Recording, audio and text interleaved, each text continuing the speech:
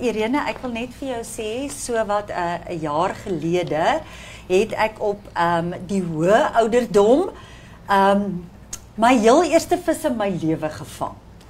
Maar dit was ook Sit hom daar so, Francois. Maar dit was ook die laaste.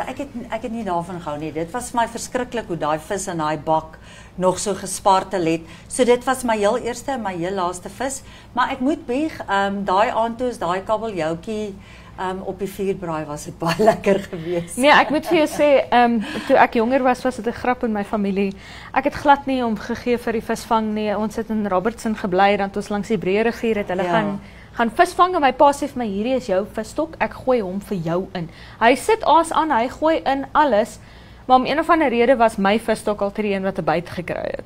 O, so jy het al Maar ek het hom nooit uitgetrek. Ek het niks, want teen die tyd wat dit moet uitgekatrol word, dan speel ek daar iewers. Ek raak nie met die viswater nie. Maar ek het hulle vang lekker vis by die see.